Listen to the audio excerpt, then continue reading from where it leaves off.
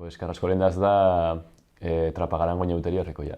Gure nortasuna ere bada, gure historia, da Trapagaran are euskaldunago bihurtzen duen eguna.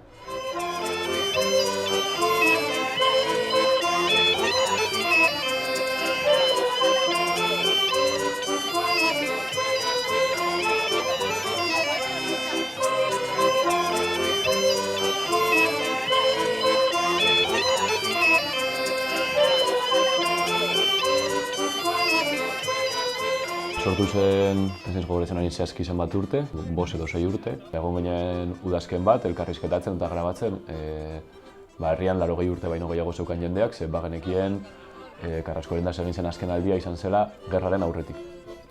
Orduan, haiek kontatu ziguten egiten zena zela oilar beltz batekin atera, kantu bat kantatu eta eskean aritu. Batzutan mozorrotuta eta batzutan mozorrotu gabe. Eta mozorroak ziren etxeko arropa zaharra. Zaharrek ez zuten janzkera berezitu bat. Egiten zutena zen etxean zeukaten arropa eta trapu zaharrekin jantzi. Eta gainera batzuk esaten ziguten batzutan mutilak neskaz eta neskaz mutilaz, baina ez beti. Orduan guk ere ez genuen hor eredu bat sortu. Saiatu ginen lehenengo urtean, baina nahiko anitza izan zen. Eta orain pixkat bakoitzak egiten du berea, beti arropa zaharrekin, asko komplikatu gabe eta etxeko gauza zaharrekin. Gaztetxean bildu ziren, Karraskolendazeko dantza hau asmatzeko edo.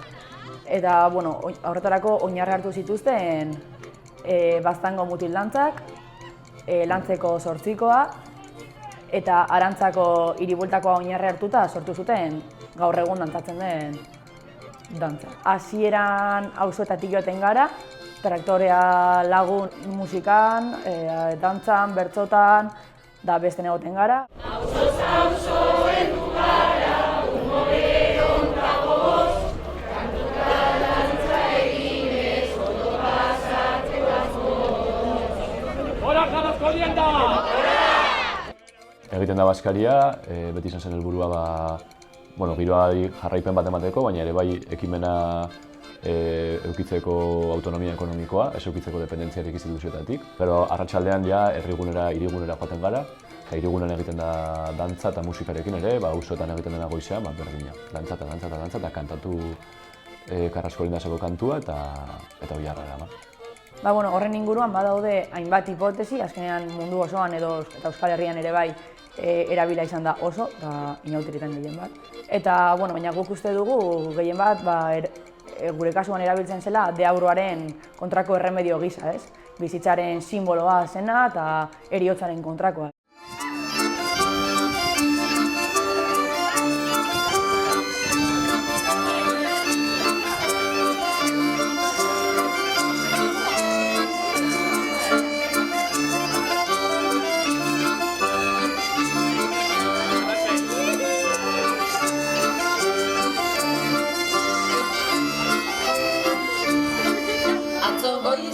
Goizekin nintzen, bere garroa goizago, bere garroan kanta soinua, loiten dugu gozaro. Atzo goizekin nintzen, bere garroa goizago, bere garroan kanta soinua, loiten dugu gozaro. Eperra kantatzen dau, goizeko bostetan, ezeko mutilen bentzutan, eperra kantatzen dau, goizeko bostetan, ez egon eskakila, mutilen bentzutan.